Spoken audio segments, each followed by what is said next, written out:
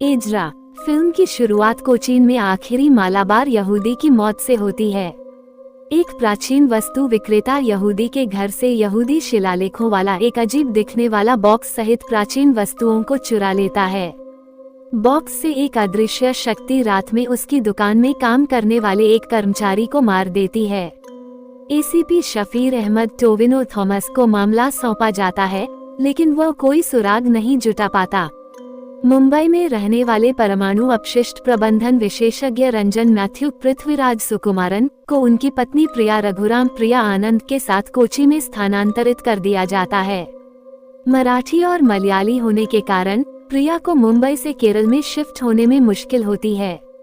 Retail therapy पर प्रिया antique shop से अजीब बॉक्स खरीदती है। इसे खोलने पर अलौकिक अनुभव शुरू होते हैं। रंजन के चाचा फादर सैमुएल विजयराघवन, जिन्होंने एक अनाथ के रूप में रंजन की देखभाल की थी, को रंजन के घर आमंत्रित किया जाता है। सैमुएल को लगता है कि कुछ गड़बड़ है और वह रंजन को बताता है कि प्राचीन वस्तुओं की दुकान का बॉक्स एक डिबबुक बॉक्स है, जिस पर हिब्रू में अब्राहम एजरा नाम लिखा है। उनके कहने पर रंजन मुंबई में एक रब्बी डेविड बेन्यामिन बाबू एंटनी से डिबबुक के बारे में अधिक जानकारी प्राप्त करता है।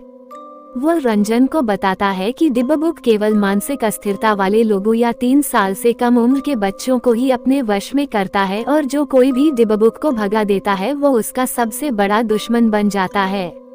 अगले दिन रब्बी बेन्यामिन की मृत्यु हो जाती है और रंजन को पता चलता है कि प्रिया गर्भवती है, और उसे पता चलता है कि उसका बच्चा डिबबुक के कब्जे में होगा।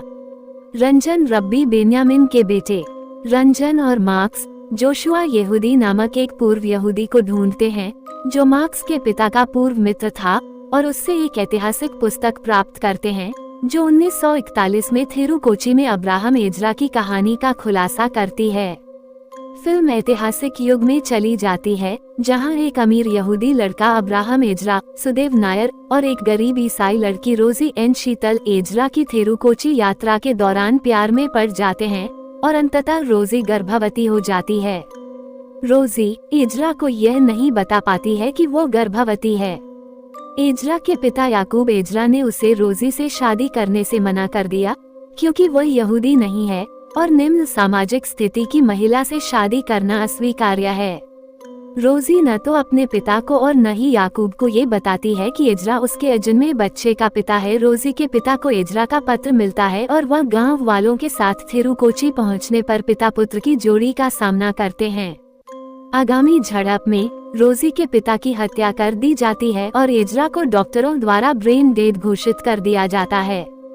ये जानने पर कि उसके बेटे को बचाया नहीं जा सकता, याकूब काले जादू का उपयोग करके अपने बेटे की मौत का बदला शहर से लेने का फैसला करता है। वो एजरा की आत्मा को इच्छा मृत्यु देता है और उसे एक डिबबुक बॉक्स में डाल देता है, जिसे खोलने पर उसकी आत्मा निकल जाएगी, जो कब्जा कर लेगी और नष्ट कर देगी। एजरा के शरीर के स्थान पर एक लकड़ी की डमी दफनाई जाती है। याकूब लाश को ले जाता है और उसे समुद्र में फेंक देता है। इस प्रकार डिबबुक बॉक्स का निर्माण होता है, जो अंततः रंजन के पास पहुंचता है। कहानी रंजन के पास वापस आती है। मार्क्स और सैमुअल शफीर को विश्वास में लेते हैं। दोनों लकड़ी के पुतले को खोदकर पुष्टि करते हैं कि अब्राहम एजरा की कहानी सच है। फिल्म में तब एक मोड़ आता है जब ये पता चलता है कि यह प्रिया नहीं बल्कि रंजन है, जिस पर अब आत्मा ने कब्जा कर लिया है। जब रंजन एक रात प्रिया को खोज रहा होगा, फादर सैमुअल उन्हें बताते हैं कि रंजन एक अनाथ के रूप में मानसिक समस्याओं से ग्रस्त था, इसलिए वह संभवतः डायबुक के प्रति संवेदनशील था। ये समझा जाता है कि आत्मा ने प्रिया को छोड़ दिया और रंजन को अपने वश में कर लिया जब उसने देखा कि रंजन परमाणु कचरे को संभालता है और उसे शहर को नष्ट करने के लिए इसका उपयोग करने के लिए नियंत्रित किया जा सकता है। अंत में रंजन को भगा दिया जाता है और यहूदी भूत भगाने की रस्मों का उपयोग करते हुए मार्क्स द्वारा डायबुक को वापस बॉक्स में भेज दिया जाता है। फिर बॉक्स को मार्क्स और शफीर द्वारा समुद्र में ले जाया जाता है और फेंक दिया जाता है, ठीक उसी तरह जैसे एजरा के शरीर का निपटान किया गया था। बाद में प्रिया एक स्वस्थ बच्चे को जन्म देती है और वह और रंजन मार्क्स को ये खबर बताते हैं।